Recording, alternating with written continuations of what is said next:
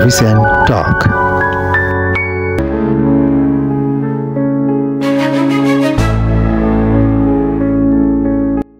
Ndagusuhuje cyane kandi nguhaye ikaze udukunda wakoze subscribe kuri Vincent Talk official. Imana iguhumugisha, Imana ikomeze ibane nawe mu byo ukora byose. Ndagushimiye cyane niba ufunguye ino video, uri umuntu w'ingenzi cyane kuri twebwe. Imana iguhumugisha. Ariko nanone niba utarakanda subscribe, nawe ushishikariza gukanda subscribe kugira ngo tujye tubana mu nkuru nyinshi zitandukanye tugenda tukugezaho ndetse tugenda tugutegurira. Rimwe na rimwe rero burya mu rukundo gufuha ni byiza, gufuha ni ibintu biryoha, gufuha ni ibintu byerekana ko byibuze umuntu ukunda koko umwitayeho, umuntu ukunda koko umukunda by'ukuri kandi byanyabyo. Kandi nawe burya iyo umuntu arimo agufuhira ubona ko hari akantu k'urukundo agufitiye cyangwa se akantu k'amarangamutima agufitiye. Ariko nanone burya ikintu cyose iyo kirenze urugero kiba kibi cyane, kiba kibi ndetse kikagira n'ingaruka zikomeye cyane. Gufuha uruhande rumwe ni byiza, ariko burya gufuha birengeje urugero ni bibi kurenza uko ushobora kubitekereza cyangwa se uko ushobora kubyumva. Gufuha birengeje urugero ni ikibazo gikomeye cyane, ndetse rimwe na rimwe bijya bituma umuntu cyangwa se abantu bakundana batandukana kubera umwe yafushye ku kigero cyo hejuru cyane. Natangiye nkubwira ko gufuha ari byiza, ariko gufuha birengeje urugero ni bibi cyane ku rwego rwo hejuru. Rimwe na rimwe rero ushobora kuba utazi igihe bavuga ngo umuntu yafushye cyane uko biba byagenze, ariko niba utabizi nicyo gihe ngo nzabigusobanura no kuri Vincent Talk. Ikintu cyose uzajya ucyumva igihe cyacyo. Uyu munsi tugiye kurebera hamwe uburyo ndetse uko ushobora kwirinda n'icyo wakora kugira ngo ucike ku ngeso yo gufuha cyane. Nakubwiye ko gufuha ari byiza, ariko burya gufuha cyane ni bibi cyane kuko bigira ingaruka mbi ku buzima bwanyu mwese. Hari igihe rimwe rero umukunzi wawe wigeze ubona wenda akubeshya, wenda ko agiye ahantu runaka, cyangwa se byakubayeho wenda ko umugoroba umwe umukunzi wawe agiye ahantu runaka ariko ugasanga wenda ntabwo ariho agiye, cyangwa se ugasanga ntabwo agiye. Ibyo bigatuma ugira gufuha cyane birenze muri wowe. Ariko ndajya nkubwiza ukuri ko burya gufuha ni byiza, ariko ibintu byose birengeje urugero biba bibi cyane kurenza uko ushobora kubitekereza. Ikintu cya mbere rero gishobora gutuma ucika mu gufuha cyane cyangwa se ugabanya mu gufuha cyane, ikintu cya mbere ni ukwiyizera wowe ubwawe. Ugomba kwiyizera, kubera ko niwiyizera uzumva ko umuntu agukunda byanyabyo, kandi nawe wumve ko uwo muntu mukunda byanyabyo, wumve ko urukundo umuha n'ahandi hantu yajya kurukura, cyangwa se wowe muri wowe wizere mu gihe udafite amakuru ahagije ku mukunzi wawe. Rimwe na rimwe ushobora kuba ufite amakenga utekereza ko umukunzi waguca inyuma bitewe se nuko buri munsi mubanye, nuko buri munsi akubwira, ndetse n'amagambo mugenda muganira. Ariko ikintu cya mbere ufite gukora cyangwa se ufite kugira ngo wowe ubwawe no kwiyizera. Wowe ubwawe niwiyizera uzizerera no mu mukunzi wawe mu gihe cyose ataraguha impamvu ituma utamwizera. Ikindi kintu ugomba kwirinda kugira ngo ibintu bigende neza, ubaka icyizere, ubaka kwizerana hagati yanyu. Kwizerana rero ni ikintu cy'ingenzi cyane gishobora gutuma umubano w'abakundana urangwa n'ibyishimo, ndetse ukanyura abawurimo rwose kandi ukaramba. Kugira ngo rero utsinde ifuhe mu rukundo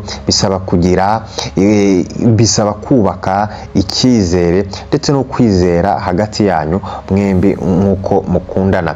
Nk'abakundana rero muzamura icyizere mugirirana iyo mutabeshyanya burya icyizere cyanyu kirazamuka. Buri wese yemera kubazwa ku byo yakoze cyangwa se akanabivugaho.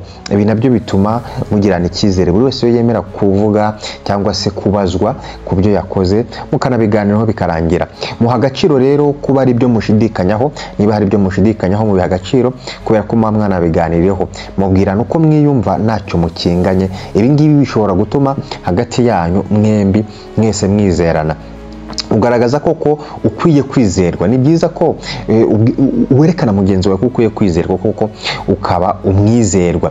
Ibi ngibi biba ari byiza kandi biba biryoshye cyane. Niyo mpamvu rero ibi ngibi uba ukwiye kubikora. Ikindi kintu rero gishobora gutuma ugabanya gufuha cyane, reka checking za buri munota cyangwa se gucungacunga umukunzi wawe buri kanya, kubera ko just impamvu umucungacunga, impamvu arambika telefone hasi ugahita uyirukankamo, impamvu arambika ikindi kintu hasi ugahita ukirukankamo, message ugahita uzirukankamo, impamvu nuko nyine ubutamwizera. Ariko gerageza kumwizera kugira ngo ibintu bigende neza cyane, maze wowe ubwawe ushake amahoro muri wowe ndetse wumve ko muri wowe ufite kwizera. Ikindi bwira umukunzi wawe ko uko wiyumva, bwira umukunzi wawe ko wiyumva. Muramubwira ko buri munsi hagati y'abantu bakundana kuganira nicyo kintu cya mbere gishobora gutuma urukundo rwanyu rugera ku kintu cyiza cyane. Ibyo wowe n'umukunzi wawe mwafata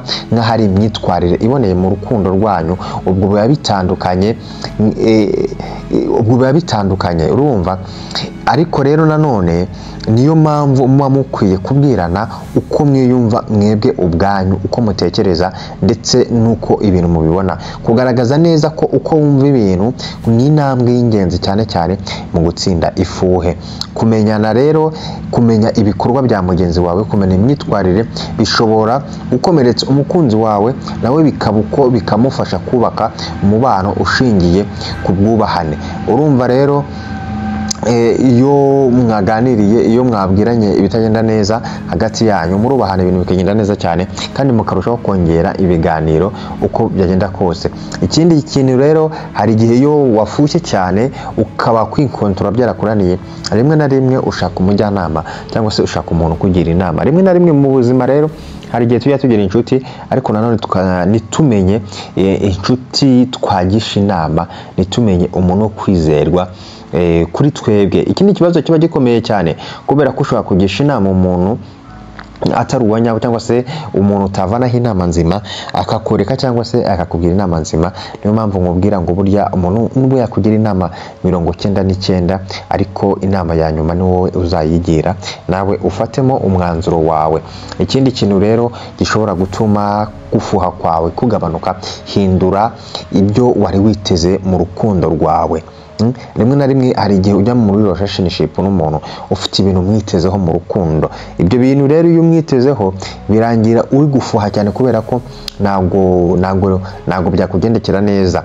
Iyi nama rero yagufasha gutsinda ingeso yo gufuha cyane ku byo wari witeze mu rukundo rwawe. Ugomba kugenzura neza, ukamenya neza ibyo abantu baba biteze mu rukundo nyamara bitabaho. Hari igihe uba witeze ibi, hari n'igihe uba witezeho ibintu mu rukundo kandi ibyo bintu bitazigera binabaho. Kuba ukundana rero n'umuntu runaka, mukundana rwose ntibivuze ko watakaje ubushobozi bwo kuba wabona undi mwiza. Kuba hari undi muntu wabona mudakundana ukagira ibyo umukundaho, ntibivuga ko hari ikitagenda neza mu rukundo rwanyu cyangwa se ko udakunda bihagije umukunzi wawe. Niba umukunzi wawe rero ntacyo ari gukora, yigaruriye undi muntu, ibi ngibi ntabwo ari ibintu byo guhangayikira. Menya ko rero cyangwa se menya guhindura ibyo wari witeze mu rukundo rwawe bidasobanutse, cyangwa se ugabanye urwego rwose wari ubyitezemo. Nukwiye rero kuba hamwe n'umuntu utuma wumva utishimye wowe ubwawe. Ubundi iki nicyo kintu cya mbere mura nkubwira ngo burya mu rukundo, kujya mu rukundo n'umuntu, nakubwiye ko urukundo ari ukwishyura ukizana kw'amarangamutima y'umuntu. Ntabwo rero niba uri ahantu utishimiye, nanone ntabwo byaba ari sawa cyane.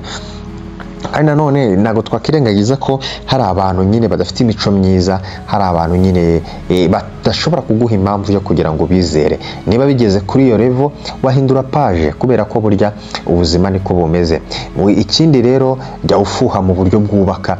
Nanone ntukajya ufuhira ibintu by'amafuti biri aho ngaho by'ingenzi, by'amafuti biri aho ngaho. Nyine fuha facts ku buryo uvuga ati iki kintu mfuye n'undi muntu wese yagifuhira. Bizatuma urukundo rwanyu urugenda neza kandi rukabaryohera mwese. Ndagushimiye cyane rero niba twatangiranye iyi video ndetse tukaba tuyigejeje ku musozo, uri umuntu w'intwari cyane kandi uri umuntu w'ingenzi kuri twebwe. Niba utarakora subscribe, wakanda kuri subscribe kugira ngo tujye tubana mu nkuru nyinshi ngenda ngutegurira kandi nkugezaho. Niba ufite igitekerezo watubwira, watwandikira muri comment. Niba aricyo wifuza twakubwiraho nabwo watwandikira muri comment kugira ngo tujye turushaho kuganira. Imana iguhe umugisha ndetse Imana ikomeze ibane nawe.